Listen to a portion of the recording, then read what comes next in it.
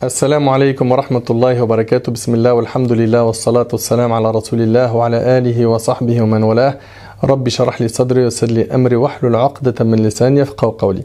Mes frères et sœurs, je vous souhaite à tous et à toutes la bienvenue dans cette nouvelle série où on va s'adresser principalement aux jeunes.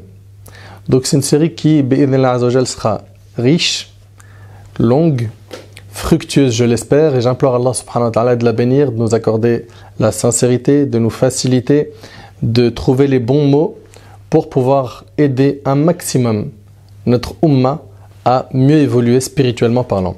Donc j'ai avec moi mon cher frère Karim, hafidhallah, salam alaikum Karim. Donc j'ai le plaisir d'être avec un de mes frères que j'aime beaucoup en Allah, il est jeune, c'est quelqu'un qui aime beaucoup la religion et c'est quelqu'un qui va, à travers cette série, Inch'Allah Azzawajal, me poser pas mal de questions qui sont essentielles et que finalement, c'est des questions qui traversent l'esprit de beaucoup de gens de notre communauté. Et on va essayer, Inch'Allah, avec un style détendu, hein, d'y répondre avec la mesure du possible, bihaoulillah Azzawajal. Et Karim, on peut commencer. Je sais que tu as aujourd'hui pas mal de questions. Le thème, on l'a défini ensemble, c'est est-ce que finalement pratiquer la religion c'est quelque chose d'inaccessible? Est-ce que pratiquer la religion c'est vraiment trop dur? Ou plutôt, est-ce que tout ce qui est dans notre religion est interdit et finalement l'islam c'est que du haram? C'est ça. Ouais. Donc toi tu vas me poser des questions qui vont dans ce sens pour justement déconstruire ces idées qui sont fausses, qui malheureusement sont dans la tête de plusieurs frères, beaucoup de jeunes. C'est axé principalement sur la jeunesse. Et moi, c'est le rendu que j'ai. Hein. C'est lorsqu'on vient me voir et qu'on me pose des questions, ouais, mais ça c'est interdit en islam, etc. Donc le but, c'est plus d'éclaircir, on va dire, un petit peu ce cas de figure-là, qui repousse beaucoup de jeunes chez les musulmans. On peut commencer? Moi, je suis prêt. Sûr. Hein. Bismillah. Alors, qu'est-ce que tu dirais à un jeune qui te pose la question? Moi, je rentrerai dans le dîn une fois que j'aurai arrêté mes péchés, parce que j'ai plein de défauts, j'ai des lacunes, j'ai des péchés, j'ai des addictions. Bon, après, ils ne le verbalisent pas forcément, mais c'est ce qu'ils ressentent. Ils disent, moi, dès que j'arrête, entre guillemets, les conneries, là, je viendrai dans la religion, à ce moment-là. Qu'est-ce que tu peux répondre concrètement à un jeune qui te dit ça? C'est une très bonne question et je sais que non seulement elle est pertinente mais elle occupe l'esprit de beaucoup de gens. Tu vois déjà mon frère Karim, si tu me permets, on va s'arrêter à chaque fois sur beaucoup de détails. Déjà quand quelqu'un dit j'aimerais rentrer dans le dîn, la question que je me pose c'est mais actuellement t'es où? Parce que quand on veut rentrer dans quelque chose, c'est qu'on n'est pas encore dedans. On est dehors. Ouais. On est dehors. Tu vois? Donc si à la rigueur la personne dit j'aimerais me repentir, j'ai envie de revenir vers Allah, j'ai alourdi mes épaules de péché, on peut l'entendre. Mais je veux rentrer dans le dîn, je veux rentrer, ça c'est quelqu'un qui veut se convertir à l'islam. C'est pas le bon terme en fait, c'est ça. C'est pas le bon terme, c'est pas le bon terme. Donc déjà ça. Et puis dans notre communauté en fait, on s'aperçoit que finalement cette remarque, cette réflexion, elle revient dans pas mal de choses. Comme par exemple, tu entends, Inch'Allah, je compte faire un mariage islamique. Ouais. J'entends beaucoup ça. Mais tu voulais que le mariage il soit quoi? Autre que islamique, hein, je comprends pas. Moi non plus. C'est la personne, on est bien d'accord qu'elle est musulmane. Ouais. À partir du moment où elle est musulmane, forcément son mariage il est islamique. Elle va pas faire un mariage bouddhiste ou voilà. Avec tout le respect que j'ai pour les autres religions, on a nos convictions, nos valeurs. Donc la personne, une fois qu'elle dit je vais faire un mariage, c'est logique qu'il ne peut être que islamique. On est musulman. Ouais, pour les musulmans. D'accord? On est musulman, on est régi par le Coran et la Sunna du prophète sallam. Donc, tu sais, quand j'entends je vais faire un mariage islamique, c'est pareil. Je me dis dans ma tête, mais attends, mais pourquoi pour l'instant, t'es où? Non, mais je suis vraiment sérieux, tu vois. C'est-à-dire, pour l'instant, t'es où? Tu veux faire un mariage islamique, mais t'es musulman. Donc, c'est la suite logique que ton mariage soit islamique. Non. Donc, voilà. Après, si la personne, elle dit j'aimerais revenir vers Allah, mais pour l'instant, je fais trop de péchés. Mais déjà, premièrement, qui ne fait pas de péché? Ça, c'est un. Le prophète a dit tous les fils d'Adam sont des pécheurs. D'accord? Et les meilleurs d'entre eux, c'est ceux qui se repentent. Ok? C'est bon à savoir, ça. Donc on est tous des pécheurs, après à des degrés différents bien sûr, hein. Il y a les grands péchés, les petits péchés, etc. Deuxièmement, quand la personne elle dit j'ai envie de revenir vers Allah subhanahu wa ta'ala, me repentir, mais il faut que j'arrête les péchés. En fait, la démarche doit être la suivante. La première chose que la personne doit réparer dans sa relation avec Allah, c'est la salat. En premier? En premier, la salat. Il est musulman, on est d'accord ou pas? Ouais. Il soigne la salat et c'est par le biais de cette salat bien accomplie, bien comprise, qu'il va éliminer petit à petit ses addictions, ses péchés, tout ce qui l'éloigne d'Allah subhanahu wa ta'ala. Pourquoi, Nedr, excuse-moi de te couper, je me permets, pourquoi c'est la salat qu'il faut soigner en premier? Parce qu'Allah subhanahu wa ta'ala, il a dit Inna salata tanha anil fahsha'i wal munkar. La prière, en fait, elle va quoi? Elle va t'écarter des péchés, des turpitudes. Tu vois? En fait, beaucoup de gens, tu t'aperçois que quand tu discutes avec eux, ils te disent quoi? Moi, Inch'Allah, je prierai. Mais t'as vu, pour l'instant, j'ai quelques casseroles, j'ai une meuf, j'ai des casseroles, je fais des péchés, pas maintenant. C'est vrai ou c'est pas vrai? On entend ça, oui ou non? Donc lui, dans sa tête, il se dit quoi? Ou elle? Moi, je commencerai la prière quand j'aurai nettoyé devant moi, parce que là, pour l'instant, il y a un encombrement de péché devant moi. C'est ça. C'est pas bon, ça. C'est un mauvais raisonnement. C'est-à-dire que le raisonnement juste, c'est je commence la salat, d'accord? Et j'implore Allah pendant mon sujoud, pendant que je suis prosterné, j'utilise ce moyen de cette prière pour qu'Allah subhanahu wa ta'ala me facilite de m'écarter des péchés que je commets. Donc c'est la prière dans un premier temps, d'accord? Et ça, il faut encourager n'importe qui est désobéissant, pécheur, et peu importe le nombre de péchés, la gravité des péchés qu'il fait, prie, ya akhi. Connecte-toi à Allah. Prends ton cœur, branche-le, bien comme il faut, à ta religion, par le biais de la salat. Tu me suis? D'accord. J'ai une petite question par rapport à ça. Ouais. Donc ça veut dire, là tu es en train de me dire, que une personne qui fume, qui a recours aux substances illicites, qui boit de l'alcool, une personne qui commet un meurtre, tu l'encourages à faire la salat, à prier. Mais c'est évident. Parce que c'est la prière qui va l'aider à se racheter auprès d'Allah et à se repentir sincèrement.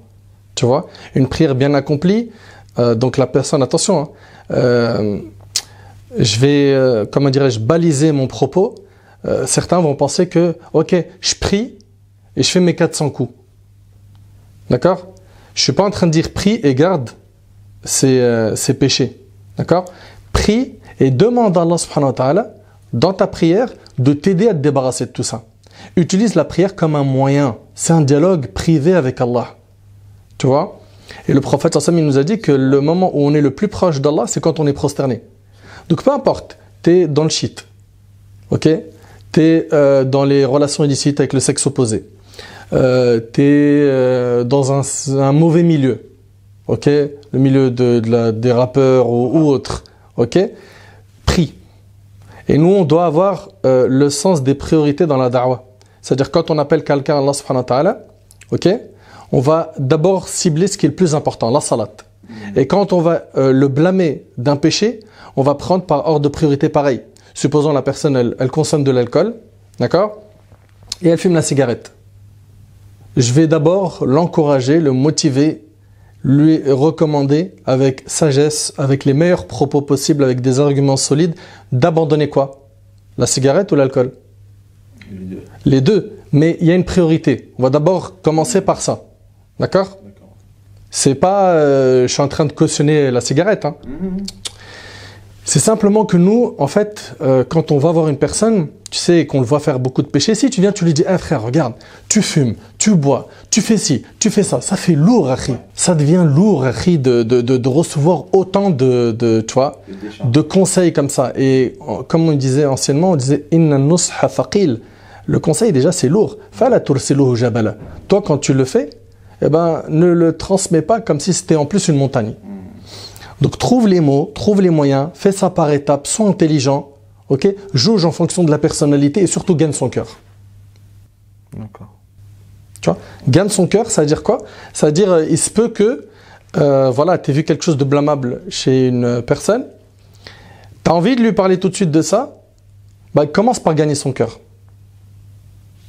Tu vois? Après, bien sûr, là, c'est une règle générale. Hein. Si lui, il est en train de faire un acte qui implique que tout de suite tu interviennes, et même avec fermeté, par exemple, il va prendre les armes pour tuer quelqu'un ou faire du mal, là, tu vas pas attendre de gagner son cœur pour... d'accord. Donc, j'ai dit une règle générale. Après, c'est vrai qu'il y a des cas particuliers. Ok. Gagne son cœur, invite-le à faire la salat, relie-les à la prière, et puis généralement, tu sais quoi? Tu prends n'importe quel musulman. Même il est très loin d'Allah, tu lui parles de la salat, il sait au plus profond de lui que c'est quelque chose de bien. Et là, tu vas entendre quoi? Je peux pas parce que je fais des péchés. Mais une question. Le jour du jugement, si tu te présentes à Allah subhanahu wa ta'ala avec des péchés et la salat, ok? Et que tu as une autre personne qui est présentée à Allah qu'avec des péchés, sans la salat. Lequel déjà des deux est meilleur? Je dirais le premier cas, logiquement. Le premier cas, logiquement. Maintenant, ce n'est pas un encouragement à garder les péchés, je le répète. Hein. Mais faire la prière et à côté combattre ses péchés, c'est mieux que de ne pas faire la prière. Et généralement, qu'est-ce qu'ils font les jeunes? Tu le sais. Quand quelqu'un il prie et il fait des péchés, qu'est-ce qu'on lui dit? Malheureusement, on lui dit mais arrête de prier parce que ça sert à rien. Voilà, ça sert à rien, t'es hypocrite, ça sert à rien, c'est n'importe quoi, etc. Et ça, c'est un bon conseil ou c'est un mauvais conseil? C'est un très mauvais conseil. Pourquoi? Parce que d'un côté, il fait la salat, c'est peut-être la seule bonne action qu'il fait, et de l'autre côté, il fait des tonnes de péchés. C'est quoi le mieux? C'est qu'il reste comme ça et qu'il combat ça et qu'il s'en débarrasse et qu'on l'aide donc à se débarrasser des péchés, ou la seule bonne action qu'il faisait, on lui supprime et finalement on est en train de faire quoi en faisant ça? Malheureusement, on l'écarte du bien en fait. On aide le diable à détruire un musulman. Tu vois? Les gens en fait ils s'en rendent pas compte. Ils font ça parce qu'ils pensent que voilà, quand tu es musulman, tu es irréprochable. C'est vrai qu'il faut être crédible, d'accord? Qu'il faut s'écarter des grands péchés quand on est dans le dîn. Mais attention. Attention à ne pas faire en sorte que moi je sois la cause que quelqu'un fait plus d'aumône. Que quelqu'un prie plus. Que finalement la seule bonne action ou les quelques bonnes actions qu'il faisait soient éliminées par mes propos qui étaient mauvais. Malheureusement, ces gens-là, ils ne se rendent pas forcément compte. Ils ne s'en rendent pas compte et ils ne mesurent pas en fait la gravité de leurs propos. J'aimerais rebondir sur un tout petit truc. Tout à l'heure, tu nous as donné un hadith, tu nous as dit Kul bani Adam khata, chaque fils d'Adam est pécheur, les meilleurs d'entre eux sont ceux qui se repentent. Quand tu dis tous les fils d'Adam sont pécheurs, c'est-à-dire même un imam, même un savant, même toi, Nader Abou Anas, tu fais des péchés? Mais bien sûr, on n'est pas des anges, on n'est pas des prophètes, on n'est pas faillibles. Alors, bien évidemment, on est des pécheurs tous, d'accord? Mais je l'ai précisé tout à l'heure à des degrés différents. Personne n'est à l'abri. Tu sais, le diable, il est sur nos côtes, à nous tous. Hein. Tu vois? Même vous échappez pas au... Mais bien sûr, il se peut des fois que voilà, tu es en train de discuter avec quelqu'un, puis hop, une glissade, tu parles en mal de quelqu'un, c'est une médisance. Ça, c'est un grand péché, tu vois? Donc, en réalité, personne n'est à l'abri, mais je le disais tout à l'heure, ça a des degrés différents, tu vois. Certains pensent que l'imam, il fait absolument pas de péché.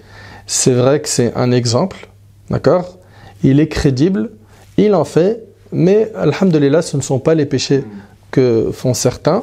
Et en principe, s'il est imam et qu'il est sérieux dans sa relation avec Allah, c'est quelqu'un qui se rachète très rapidement auprès d'Allah subhanahu wa ta'ala. Mais on est tous dans le même bateau. Tu vois?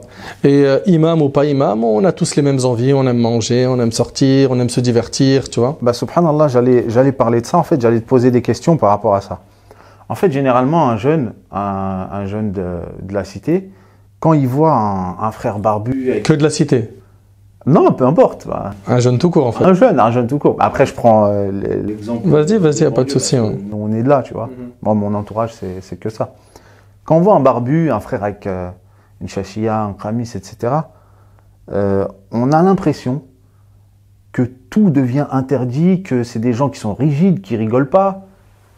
Et du coup, ça peut faire fuir parfois, en fait. Qu'est-ce que tu dis aux personnes qui pensent que la religion, c'est trop bloqué, c'est trop fermé, genre j'ai pas le droit de rigoler, j'ai envie d'aller au ciné, au resto avec mes potes, donc on n'a pas le droit de... Enfin, on peut pas faire vraiment ce qu'on veut. Quelle solution tu as à proposer par rapport à ça? C'est une très très très bonne question, mon frère Karim. Je fais que mon métier. Quelle modestie. Donc regarde, déjà pour commencer, Allah tabaraka wa ta'ala, il a dit Taha ma anzalna alayka al-Qur'ana litashqa. Taha, nous n'avons point fait descendre sur toi le Coran pour que tu sois malheureux. pour que tu vives dans la gêne. Donc Allah subhanahu wa ta'ala, il nous dit ici que le Coran, il n'a pas pour objectif de nous faire vivre malheureux, de vivre dans la gêne. D'accord ?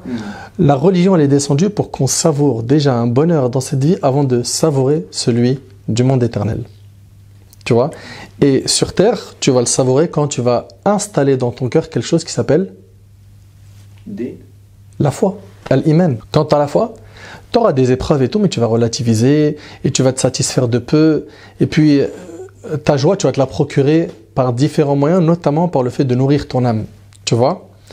Et ça n'interdit pas de profiter de la vie d'ici-bas. Allah subhanahu wa ta'ala, il a dit وَلَا تَنْسَ نَصِيبَكَ مِنَ الدُّنْيا. N'oublie pas ta part dans la vie d'ici-bas. En fin de compte, on a le droit, bien sûr. Mon frère, regarde. Moi-même, je vais dans des restaurants, comme tu disais, avec mes potes. D'accord ? À partir du moment où c'est quadrillé, nos prières ne sortent pas du temps, on va manger halal, on fait attention à ce qu'on va dire, à ce qu'on va regarder. Mais il est où le problème ? L'islam, attention, hein, l'islam a plus autorisé des choses qu'il en a interdit.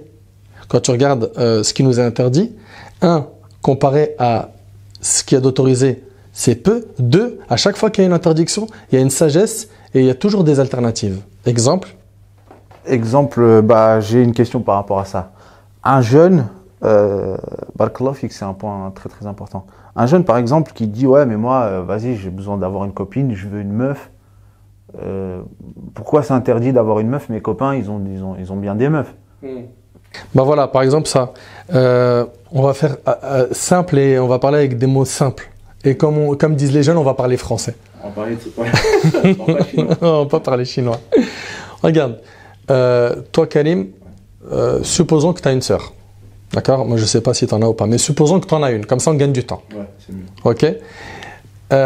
Est-ce que si tu marches dans la rue et tu vois quelqu'un qui tient la main de ta sœur, ok, puis après il s'arrête, tu lui fais un bisou, ok, En plus. et après tu lui dis c'est qui, elle te dit bah lui c'est mon petit copain, et puis on a des bons projets nobles, attention, hein, on veut même se marier, et puis je vais pas tarder à le présenter à la famille, etc. On va faire simple, t'aimerais ça ou t'aimerais pas ça pour ta sœur?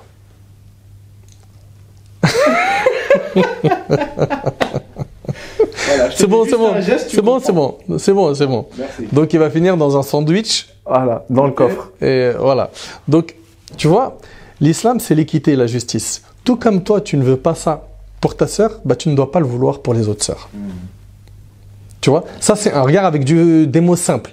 Deuxièmement, Allah subhanahu wa ta'ala, il t'interdit ces relations illicites, mais de l'autre côté, il t'ouvre la porte du mariage. Donc à chaque fois qu'il y aura une interdiction, il y a une sagesse derrière, profonde. Il se peut que tu la captes tout de suite ou non. D'accord ? Quoi qu'il en soit, hein, toi, ce qui t'est demandé, c'est quand tu entends un ordre qui vient d'Allah ou du prophète, tu dis « Sami'na wa ata'na ». On a entendu, on a obéi. Même si tu ne comprends pas derrière la sagesse. Barakallahu fik. Donc Nedder, tu es en train de me dire qu'en fait, chaque problème a sa solution. En gros, en français, c'est évident. C'est évident. Notre religion, et même chaque maladie a son remède, comme a dit le prophète. Tu parles de maladie du cœur? Maladie du cœur, du corps, tout. Toute chose dans notre religion a une solution. Que ce soit une maladie du cœur ou du corps. Quand je dis du cœur ici, je parle du côté spirituel. Tu vois, toute chose a une solution.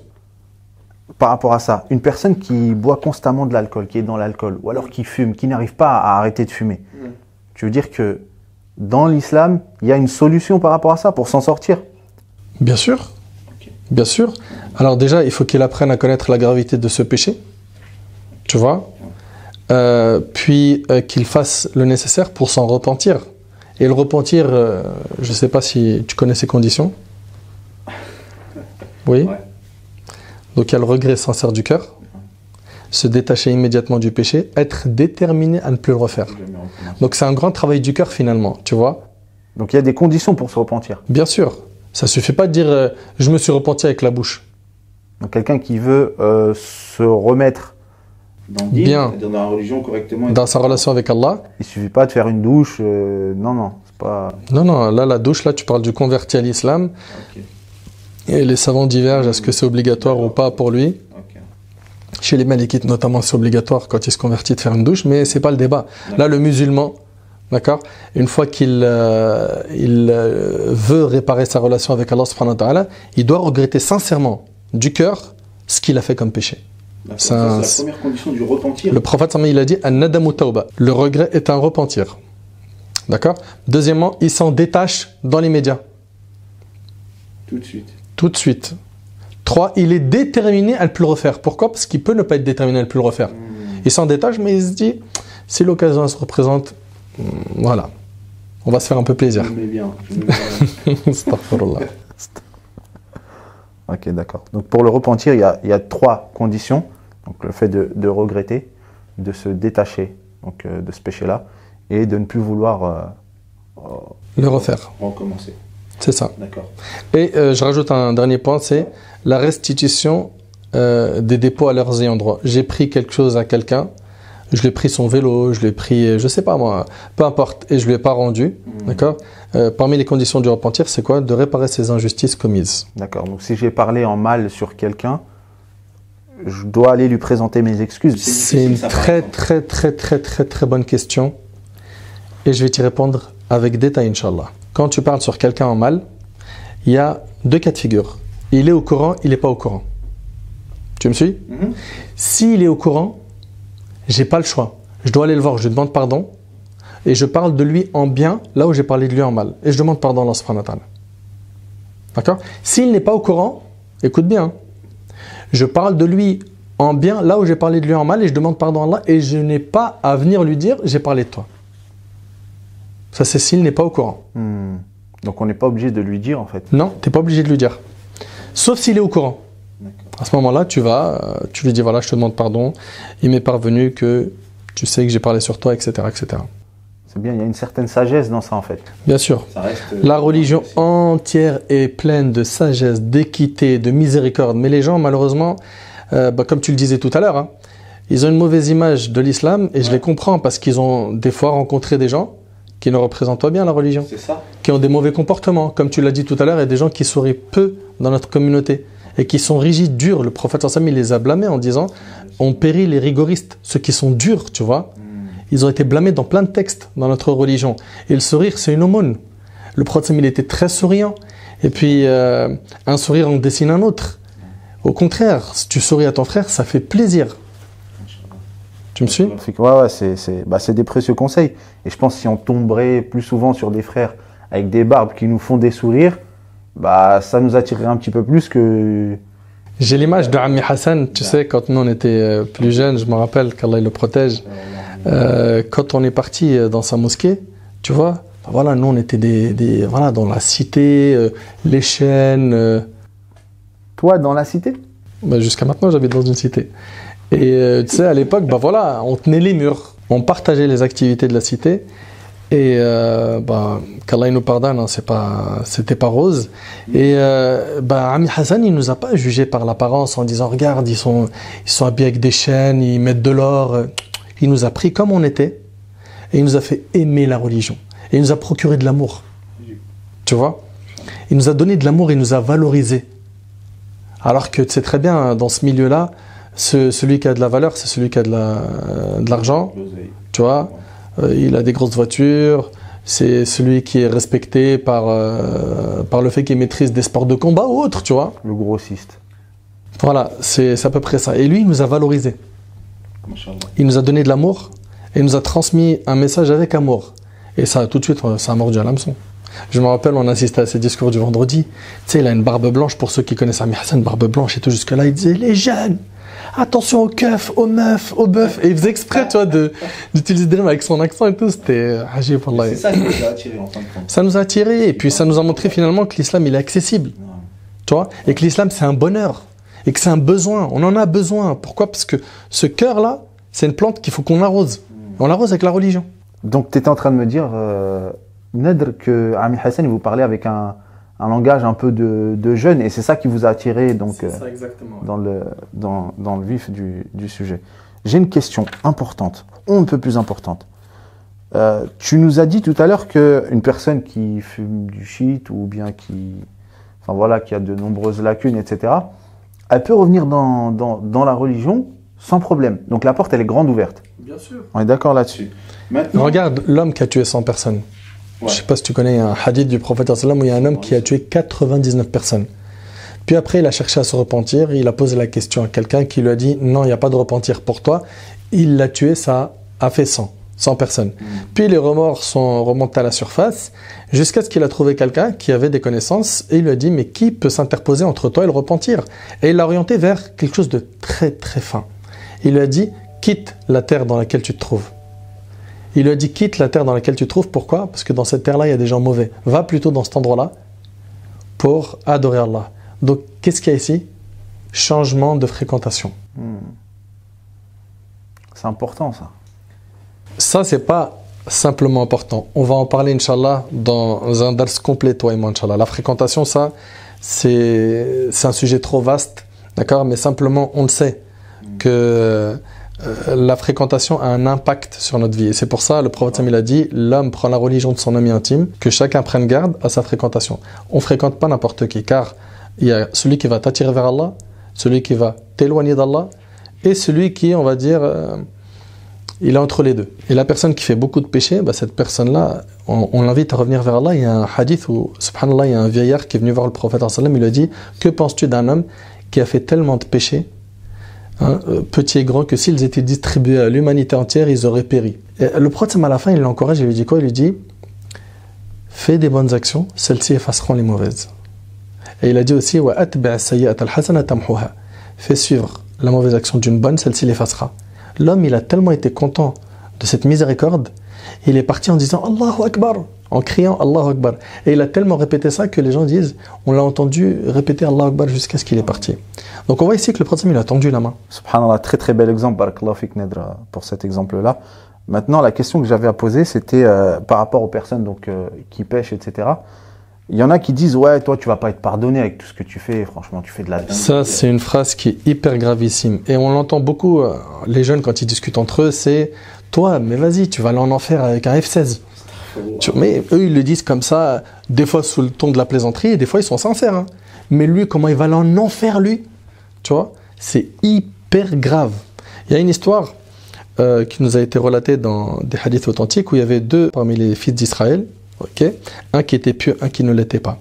Un qui était bien dans la religion, un qui ne l'était pas. Et celui qui était bien dans la religion, il n'arrêtait pas de rappeler à son frère et lui disait vas-y, range-toi, mets-toi dans la religion. Et l'autre, il ne s'est pas rangé dans la religion. Jusqu'à ce que la personne qui est bien dans la religion, elle a craqué, lui a dit toi, Allah, il ne te pardonnera jamais. Allah subhanahu wa ta'ala, il a fait qu'après leur mort, il a demandé qui était-il lui pour dire ce type de propos. D'accord? Est-ce qu'il avait la connaissance d'Allah? Est-ce qu'il s'est pris pour Allah? Et bien Allah subhanahu wa ta'ala, il a demandé aux anges, faites entrer le pieux en enfer, et celui qui n'était pas bien pratiquant, faites-le rentrer au paradis par ma miséricorde. Et là, il y a une grande leçon. 1. Attention à venir dire, tel musulman, il va aller au paradis ou en enfer. Ça ne t'appartient pas. 2. Et c'est un point très important, c'est qu'une personne, en commettant des péchés, il se peut que même si elle ne s'en est pas repentie, c'est pas une invitation bien sûr à faire des péchés, hein. Il se peut, le jour du jugement, qu'Allah il fasse miséricorde, parce que le musulman quand il meurt, il est mort musulman, bien qu'il ait commis des grands péchés, il est sous la volonté divine. Et puis Allah subhanahu wa ta'ala, il a créé sans miséricorde, il en a fait descendre une sur terre, hein, par lequel les animaux et les humains se font miséricorde, et il en a gardé 99 pour le jour du jugement, pour ses serviteurs. Donc Allah subhanahu wa ta'ala, il veut nous faciliter le repentir. Mais voilà, les vagues, tu vois, des tentations, l'illicite répandu partout, les jeunes qui encouragent d'autres jeunes à faire n'importe quoi. Ils leur vendent du rêve, de l'illusion sur Instagram, tu sais, un peu tôt les influenceurs, ce monde-là, tu vois, qui vit dans un monde d'illusion et qui... ça brille certes, mais c'est faux. C'est faux, tu vois. Et ça séduit, et malheureusement, après, les jeunes, ils veulent reproduire le même schéma. Ils voient lui, pourquoi il a cartonné? Parce que sur Instagram, il propose des, comment on appelle ça, des paris sportifs. Tu vois? C'est autorisé les paris sportifs? Mais c'est haram, ça fait partie des grands péchés. C'est mentionné dans le Coran. Tu vois? Les textes, ils sont durs sur les paris sportifs, les jeux de hasard, etc. Tu vois? Mais aujourd'hui, malheureusement, c'est non seulement minimisé, tu vois? Mais plus que ça, la tendance aujourd'hui, c'est de faire le péché et de s'en vanter. Et le prophète, il a dit, toute ma communauté peut prétendre à la clémence d'Allah, sauf ceux qui divulguent leur péché au grand jour. C'est-à-dire que nous, on rentre au paradis que par la miséricorde d'Allah. Tu me suis? Et ces gens-là, eh ben, au lieu de cacher leurs péchés, déjà tu les fais, c'est grave. Non, lui, il les étale. Tu vois? et ben eux, d'après ce qu'il dit le prophète sallam, il leur sera pas fait miséricorde le jour du jugement. Et c'est chaud, c'est chaud. Tu vois? Donc ça, c'est quoi? C'est des textes qui, normalement, nous font cogiter et on se remet en question. Tu vois? Un, je n'étale pas mon péché. Deux, j'essaye de le combattre et de ne plus le faire. Et en plus, t'imagines un peu la personne qui appelle au haram et qui par la suite, elle est suivie. Mais c'est quoi le résultat? C'est quoi le résultat? Est-ce qu'elle va prendre Est-ce que moi, si j'invite quelqu'un à dire un gros mot, par exemple, d'accord, je lui apprends, il le dit, puis après lui, il l'enseigne à une autre personne. Après lui, il l'apprend à quelqu'un d'autre et ainsi de suite. Cette chaîne-là, de personnes qui répètent mes gros mots, c'est comment en fait? Ça, c'est dans leur compte de péché à eux, mais pas que. J'en ai une part. Subhanallah, c'est-à-dire chaque personne qui a prononcé un mal sous mon influence. Pas que prononcé, hein. Même il a fait un haram que je lui ai enseigné. Allez, tire une là, t'arrêtes de faire le gamin là, vas-y, tire là, sois un bonhomme. Combien de fois je l'ai entendu celle-là, tu vois, quand j'étais plus jeune, on entendait ça, mais à fond, tu vois. On t'a proposé. Tire une là. Même avec la barbe, on m'a proposé de la drogue. Je me rappelle, j'étais rentré dans une cité, je dirais pas la ville, et il y a un gars qui m'arrête, il me dit tu veux chose qu'elle, frère? Chose qu'elle. T'imagines un peu? À l'époque, tu sais, subhanallah, nous on avait vraiment honte quand on voyait quelqu'un sortir de la mosquée, un barbu, une femme avec un hijab. Aujourd'hui, la honte, elle est enterrée. Il n'y a plus de pudeur. C'est-à-dire les gens aujourd'hui se lâchent dans le haram, dans le plus grand des calmes. C'est triste, tu vois.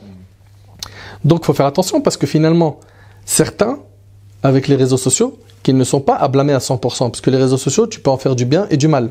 C'est comme un couteau qui te sert à faire du mal à quelqu'un et à couper à manger, tu vois. Et le problème, c'est quoi? C'est que cet influenceur, d'accord, qui appelle au mal, eh ben, non seulement il encaisse ses propres péchés à lui, mais les péchés de tous ceux qui les feront, et ce même quand il sera dans sa tombe. C'est-à-dire il est mort, il est dans sa tombe, et le compteur de péchés il est en train d'augmenter. À croire que ses péchés à lui ne suffisent pas. Quand tu me dis ça, je pense à quelqu'un qui laisse un clip de musique ou de rap ou quoi. Pendant des années, même il meurt, le clip, il continue. Ouais, bah ouais. Et malheureusement, ceux qui sont dans le milieu du rap, ou bien les humoristes de notre communauté, malheureusement, hein, même si au départ on va entendre certains dire, moi personnellement je fais attention à ce que je dis, je suis dans le rap conscient. Je suis pas en train de débattre sur les instruments de musique. Ouais. Là on parle des paroles. Ou l'humoriste musulman qui va dire, moi t'as vu, je fais pas du sale comparé aux autres. Mais ce monde dans lequel tu es rentré, il a ses codes. Tôt ou tard, tu vas devoir les adopter. Tu vois? À ma connaissance, j'en connais pas beaucoup qui ont réussi à sortir de ces mondes-là en restant propres. Tu vois? Ils ont fini par salir, ça a éclaboussé sur eux. Et puis voilà, les péchés qui s'accumulent. Laisse tomber, ça sert à rien tout ça. Faut penser à la demeure dernière. Je souligne juste un dernier petit point par rapport à ce que tu disais tout à l'heure. Enfin, c'est pas le dernier, mais c'est un point important. Quand tu as dit, même une personne qui est en bas du bâtiment, qui est en train de fumer, etc., donc il peut revenir à la religion, etc. Et même s'il prie avec des grands péchés, le jour du jugement, il est sous la volonté divine. Oui, bien sûr. Donc ça veut dire, c'est pas cuit en fait. Non, bien sûr que c'est pas cuit. Dans notre croyance, nous, Ahl-Sunnah wal Jama'a, les gens de la Sunna et du consensus, on est convaincus que toute personne qui meurt en étant musulmane, eh ben, le jour du jugement, elle est sous la volonté divine. C'est-à-dire quoi? C'est-à-dire Allah, il peut lui pardonner et il peut le châtier. Il y a plein de textes qui prouvent ça. Il y en a plein. Tu vois? Donc, quand les gens ils disent, mais non, mais t'es sérieux ou quoi? Le type, il a fait que des braquages toute sa vie. Il était dans le shit. C'était un grossiste. Je te le dis, je le répète. Et ça, c'est dans les livres. Hein, j'invente rien. D'accord? Allah tabaraka ta'ala, il dit, Inna Allah la yaghfiru an yushraka bih. Allah, il pardonne pas qu'on lui associe. D'accord? Wa yaghfiru ma duna dhalik liman yasha. Et en dehors du shirk, il pardonne à qui il veut. D'accord? Donc, qu'est-ce qu'il y a? Tu n'es pas convaincu de ce qu'Allah a dit? Ce que le prophète il a dit? Il y a plein de textes. Maintenant, ce n'est pas un encouragement à dire continue dans l'alcool, peut-être ça va passer le jour du jugement. Hey, le jour du jugement, c'est chaud. Hein. C'est pas une histoire pour les petits. Ah, c'est pas de la blague. Hein. Allah tabaraka ta'ala, quand il parle des enfants, il dit qu'ils auront les cheveux blancs. l'enfant qui n'est pas responsable de ses actions, l'impubère, lui, tellement il sera en train de flipper le jour du jugement, il aura les cheveux blancs. Qu'en est-il de nous, qui avons noirci, pour certains d'entre nous, nos registres de péché, tu vois? Ça fait peur tout ça en fait. Ça fait peur, mais attention, il ne faut pas aborder l'islam qu'avec les textes de la peur. Parce qu'il y a aussi des textes où il y a de l'espoir. Il faut que le musulman il adopte quoi? Le comportement de l'espoir d'Allah, de sa miséricorde, et la crainte divine, le tout piloté par l'amour d'Allah. Par exemple, quand on regarde le hadith où Allah subhanahu wa ta'ala il dit « Ô mon serviteur, tant que tu m'invoques et que tu espères en moi, je te pardonnerai ce qui s'est produit de toi sans me soucier du nombre de tes péchés. » Subhanallah. Ô mon serviteur, si tes péchés ont atteint les nuages du ciel et que tu me demandes pardon, je te pardonnerai sans me soucier. Ô mon serviteur, si tu venais à moi avec la contenance de la terre comme péché, sans rien m'associer, je t'apporterai sa contenance en absolution. Tu vois? Donc finalement, il y a à avoir espoir en Allah, mais attention à ne pas être dans l'espoir sans al-amal al-salih, sans les bonnes actions. Et ça, c'est un piège. On a dit, moi j'ai espoir, Allah il a... Et il vise tout sur quoi? Sur l'aile de la miséricorde. Et un oiseau, il ne peut pas voler avec une seule aile. Il a l'aile de la miséricorde et il a l'aile de la peur, la crainte d'Allah subhanahu wa ta'ala. Et il faut être comme ça, tu vois, avec ces deux ailes. Et le tout, il est piloté par l'amour. La tête de cet oiseau, c'est l'amour d'Allah. Parce que quand tu fais les choses avec amour, ça n'a pas le même goût. Tu vois? C'est vrai qu'on... Quand un gars aujourd'hui, on l'entend, tu dis, mais comment ça se fait que tu as commencé la clope, toi? Il dit, franchement, ma meuf, je la kiffe tellement, elle m'a dit, vas-y, c'est tout ce qui te manque, juste la clope, et après, t'es réglé, t'es soigné. Tu vois? Non, mais c'est une réalité, tu vois. Et tellement il l'aime, il est tombé dans la clope. Tellement il l'aime, il écoute maintenant un style de musique qui est écœurant. C'est-à-dire que lui, il n'écoutait pas à l'époque, tu vois. L'amour, ça peut transformer une personne. Mais imagine-toi si cet amour-là, il est dirigé vers ton Seigneur. Azza wa Jal. Tu feras les adorations avec un autre goût. Bah là, franchement, avec ce que je viens d'entendre, j'ai envie de dire... c'est pas perdu, hein, bénéf. Bien sûr que ce n'est pas perdu. Il n'y a que le diable et ses alliés qui vont te dire que c'est perdu. Tu vois? Mais tant que tu as un souffle de vie, tu peux encore te rattraper. Barakallahu fik. Et on n'a pas l'habitude d'entendre ça. On a plus l'habitude d'entendre, ouais, toi c'est cuit, toi c'est mort. C'est à cause de l'ignorance. C'est parce que les gens, ils n'étudient pas la religion. C'est important, un aide d'étudier. C'est plus qu'important. Après, attention, première catégorie d'études, c'est Furud al-A'yan, c'est connaître ce qui est obligatoire, donc comment prier, zakat, hajj, etc. Ça, c'est obligatoire pour tout musulman. Après, il y a le fait d'étudier pour se spécialiser, ça, c'est pas obligatoire pour tout le monde. Tu vois? Mais chaque musulman, il doit savoir qui est son Seigneur et comment l'adorer.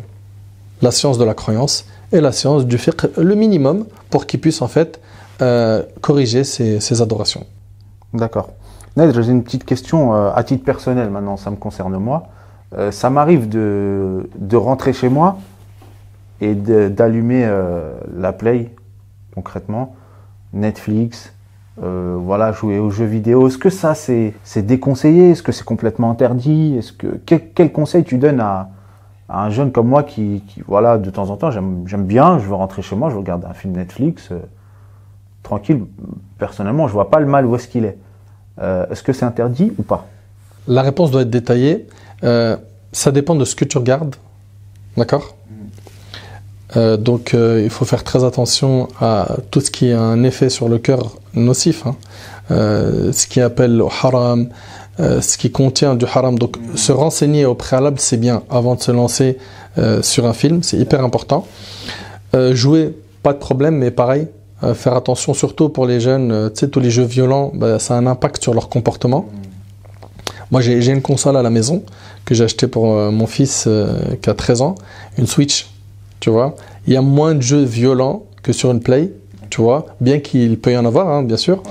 Mais voilà, c'est plus les Mario Kart, les Mario, tout ça. Je me rappelle qu'il y avait une époque, quand j'avais un petit peu de temps, j'essayais de jouer un petit peu avec mon fils, mesquin, mais avec mon planning, c'est pas toujours évident. Mais voilà, le dosage, faut y faire attention. Il peut jouer en respectant le dosage que je lui ai donné. Faire très attention au jeu qui va mettre dans sa console. Le temps, il faut pas en fait que ce soit un adulte ou un enfant, notre temps il soit que dans le loisir. Tu vois? C'est-à-dire que nous on a une vie équilibrée.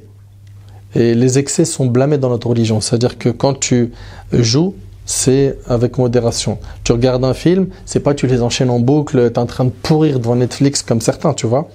Il faut apprendre vraiment à avoir cet équilibre de je vais regarder parce que regarde, quand je dis équilibre, il y a mon apprentissage de la religion, le fait d'écouter un rappel, d'accord, lire du Coran. Ok, pas de problème. Les gens te posent souvent la question sur le divertissement, pas de problème. Est-ce que je peux moi maintenant leur poser la question de le Coran, ils ont quelle part de lecture chaque jour ou d'écoute, tu vois? Est-ce qu'ils lisent dans notre religion? Est-ce qu'ils ont des bouquins? Est-ce qu'ils aiment la lecture? Est-ce qu'ils regardent, à défaut de lire, au moins des vidéos pour se recharger un peu le cœur? C'est hyper important tout ça, tu vois. Donc il y a un équilibre à avoir et il n'y a pas de mal à ce qu'une personne regarde un film ou tant que toute chose est bien quoi, cadrée. D'accord. Et là, je retiens un truc, c'est que tu joues à Mario Kart. Je jouais, ouais. Ouais, moyen, ça va. Mais mon fils, t'as vu, les petits, je sais pas comment ils font pour absorber la... Ils sont trop forts. Bah, c'est bien, j'espère qu'on aura l'occasion de s'affronter. Pourquoi pas. Bon, bah, je crois qu'on a fait à peu près le tour de tout. Maintenant, qu'est-ce que tu donnes donc pour, entre guillemets, clôturer un petit peu, qu'est-ce que tu donnes comme conseil à une personne qui est désespérée? Ah, c'est mort le dîn. Ouais, je sais, j'entends ce que tu me dis, tout ça. Mais moi, il y a toujours un mais moi. Hachek. Ouais, ben, Hachek.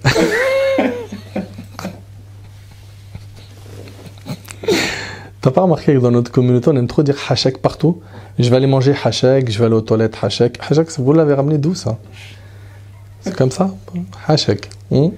Tu peux me ramener mes claquettes Hachek? Pourquoi? Pourquoi Hachek, ça vient d'où? De quel texte? Bah, peut-être formulation de respect. Hachek, moi, taille. C'est vos problèmes. Mohim. En fait, il faut que la personne comprenne que plus elle va avancer vers Allah subhanahu wa ta'ala, elle va cheminer dans sa spiritualité, plus elle va se sentir épanouie. Tu vois? Le début, il est toujours difficile. Le début du repentir. Pourquoi? Parce que le diable, en caricaturant, il est en train de te dire, mais attends, tu vas où là? T'es sérieux? Quand on avait signé un CDI, on était ensemble. Tu vois? Je caricature. Hein. Donc là, en fait, le diable, il veut absolument pas que tu quittes son milieu. Et c'est pour ça que tu vas te retrouver perturbé. Toujours les gens qui reviennent vers Allah, ils sont perturbés dans cette période-là. S'ils tiennent solidement avec dua, ils invoquent Allah, avec la prière qui soude, la fréquentation, la volonté, hein, la détermination, dès qu'ils mettent le paquet dans les causes, qu'ils font le nécessaire et qu'ils implorent Allah sincèrement, Allah, il les débarrasse du monde du haram et ils vivent la nouvelle vie. La vie connectée à Allah subhanahu wa ta'ala. Tu vois? Où là, il est en 5G dans sa foi. Il est bien. Tu vois? Mais quand la personne, elle a toujours un pied là et là, c'est souvent ce qu'on voit, hein, d'ailleurs. Aujourd'hui, c'est même, on va dire, une petite mode. C'est, je rappe et dans mon rap, je lâche Alhamdulillah. Dans mon rap, je dis Inch'Allah. Tu vois? Ou quand je vais à la mosquée. Tu vois? Moi, Wallah, Allah, il en est témoin. Je dis ça. Je dis ça de tête. Hein. Moi, je sais pas ce qu'ils disent, les nouveaux rappeurs, là, et ça m'intéresse pas de le savoir. Je sais que malheureusement, c'est de pire en pire, tu vois. De toute façon, on aura une rencontre complète pour parler de ce monde, Inch'Allah. Et ben voilà, c'est mettre un peu de mots, de code islamique, tu vois, dans un bain de haram pour se donner bonne conscience. Non. T'es musulman, et quand on est musulman, c'est on est musulman à 100%. C'est pas musulman à 20%, à 30%, tu vois. Ya ayyuhalladhina amanu udkhulu fi silmi kafa, ô vous qui avez cru, entrez entièrement dans l'islam, sans faire de tri. Et le bonheur, tout le bonheur se trouve dans ce chemin. On aura l'occasion, Inch'Allah, d'en reparler, mon frère Karim. Si on doit adresser un constat final, c'est vrai, on est tous dans le même bateau, celui des pécheurs. Après, je le répète, à des degrés différents, tu vois. Et il faut juste revenir vers Allah. Tu tombes, tu te relèves. Tu tombes, tu te relèves. Et tu sais, je vais finir avec une image, subhanallah, tu me l'as inspiré. C'est, tu vois, quand quelqu'un il fait des péchés et qu'il ne veut pas revenir vers Allah, ou qui se dit pour moi c'est mort, ou c'est cuit, ou c'est trop tard.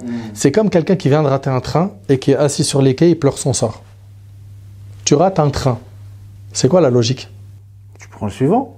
Bah voilà, tu as raté le train du repentir, prends le suivant. Et s'il rate le dernier train? Non, il n'y a pas de dernier train. Tant qu'il est en vie, le dernier train c'est quand il y aura les grands signes de la fin des temps, le soleil, tu vois, ou bien que la personne veut se repentir au moment de l'agonie. C'est là où c'est trop tard. Mais en dehors de ça, alhamdoulilah, tu as de l'espace. Tu vois? Donc profitez, mes frères, ainsi que vous, mes sœurs, pour vous racheter auprès d'Allah subhanahu wa ta'ala. Il est clément et miséricordieux. Il changera même vos péchés en bonne action. C'est que du bénéfice, c'est de la joie, du bonheur. Tu es aimé par les pieux. Tu récoltes beaucoup. Et puis, tu n'as plus à courir derrière ce bas monde. C'est plutôt ce bas monde qui te court derrière. Et ça, on en reparlera, Inch'Allah, la prochaine fois. Parce qu'il y a trop de choses à dire, tu vois. Et la série, elle est longue, Inch'Allah. Et j'implore Allah qu'il fasse qu'elle soit bénéfique. On va s'arrêter là si ça ne te dérange pas. أسأل الله سبحانه وتعالى أن ينفعني بما قلت وينفعكم بما سمعتم هذا ما أعلم الله عز وجل أعلى وأعلم سبحانك اللهم وبحمدك أشهد أن لا إله إلا أنت أستغفرك وأتوب إليك وآخر دعوانا الحمد لله رب العالمين بارك الله فيك كريم questions étaient pertinentes جزاك الله خير وآخر دعوانا الحمد لله رب العالمين